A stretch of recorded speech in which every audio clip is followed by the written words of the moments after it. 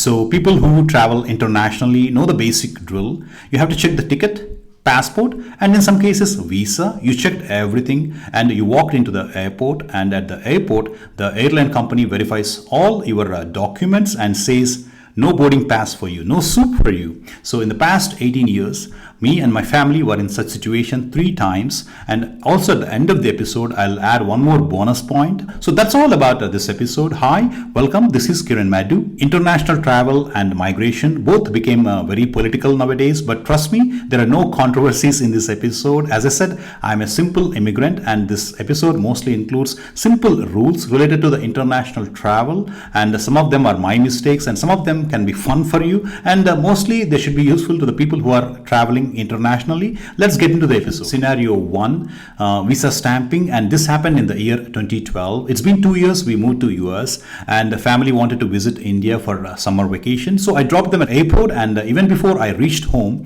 I got a phone call from my wife. The airlines said no boarding pass for you, no soup for you. So I was shocked because the travel plans get disrupted, and I was a student at that time. 3 tickets to India is an expensive affair. Of course, in whatever time it is, 3 tickets to India is always an expensive affair. So what happened was technically there was no valid H-1B visa stamping on their passports. So the question is why the stamping was not there. We moved to US in the year 2010, position in radiology fellowship, and also sponsored me H-1B visa. The way it works is after verifying all your credentials, the university will send you H-1B visa paper documentation. You cannot take those documents and fly to US or enter the US border. You have to go to the embassy in your own country. In my case, it was India. So you have to go to an American embassy and get the stamping done in your passport, because sometimes you may get the visa paper documentation, but still the stamping can be rejected. My H-1B mistakes is a topic for a different day. So that is the difference between H-1B visa documentation papers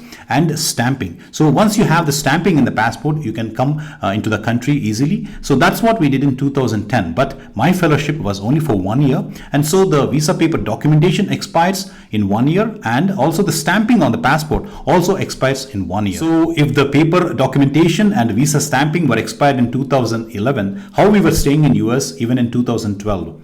Illegally. Sorry, I said there are no controversies in this episode. So I got another fellowship for 1 more year. So I got the visa documentation papers for 1 more year. So that is how we stayed back, because visa papers are enough to stay legally and move around in the US. You need only the stamping if you travel abroad and coming into US. So that is the key difference. In those 2 years, we never traveled anywhere. So we never needed the stamping. So I hope the things are clear so far here. I have secured a position in fellowship for the next upcoming year. Also, I have a legal H-1B visa documentation papers. The only thing that was missing was the passport doesn't have a H-1B visa stamping. If you want a stamping at an embassy, you can get the stamping done, and that was one of the plans for the family after the trip. They also scheduled an appointment in Hyderabad US Embassy to get the stamping of H-1B done there. So that was what they tried to explain to the airways when they said that there is no H-1B visa stamping. But the airways, at the time it was the British Airways, every airways, they have their own rules. It is always our responsibility to check what exactly they want. So they have a particularly British Airways has a rule at that time. So my understanding was always you need H-1B visa stamping on the passport to enter to US, not to leave the US. But British Airways has particularly insisted that we don't have the valid H-1B visa stamping, so they said they cannot be allowed to travel. So finally, how this issue got resolved, before I came to US, I was staying in Tanzania, and I applied for all the USMLE exams, and I attended all fellowship interviews from there. So for all those things, I needed a tourist a B1, B2 visa, multiple entry visa. So when I got that visa, I asked my family, why don't you apply for a US visa? So they also took a B1, B2 visa stamping. Somebody who was on the desk in British Airways, they were checking through the passport, and they said, like, you already have a B1, B2 visa. Even though your H1B is not valid, at least we can permit you with this B1, B2 visa on your passport. So that is how we got out of that situation. Scenario 2, date confusion. It happened in year 2017. So even before I came here, while applying for American exams and receiving the certifications from American boards, I realized the way we write date in India is different from the way Americans write the date. So in India, we write the day first. For example, today is May 13th. We write it as 13 and then the month comes, the 5 and 2025. Whereas the same day in America, usually it is 5 comes first, the month, and then the date 13 and then the 2025. So that is a basic difference which I noticed long back, but I never realized that this is going to put me in a big trouble one day. In 2017, we already had our green cards. So we said, let's have a family trip to India, and our onward journey to India, it was uneventful. And once we landed in India, in the immigration check, one of the officer took my elder one's passport and he examined and asked, like, to me it looks this passport is expired last week.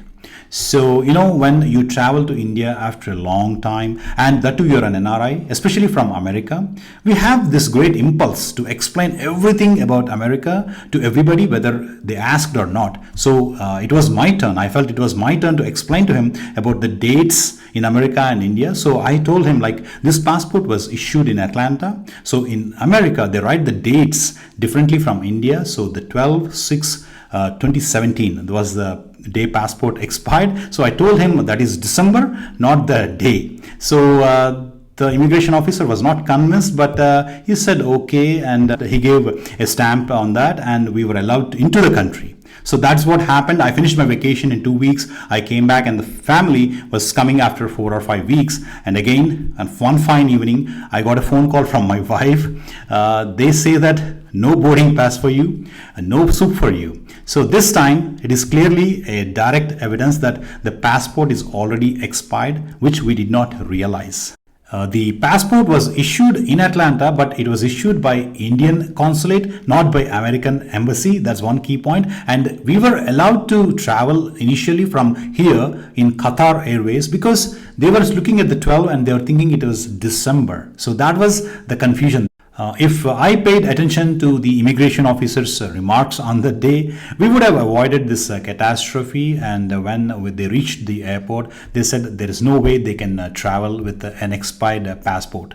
But this time there were no simple solutions. They have to pack all the luggage and go back home, apply for a new passport renewal for my elder daughter, which took 1 week time, and I had to cancel the tickets for that day and rebook tickets after 1 week. So it became a more expensive affair for a silly mistake. Moving on, scenario 3 about transit visa, and this happened in the year 2022.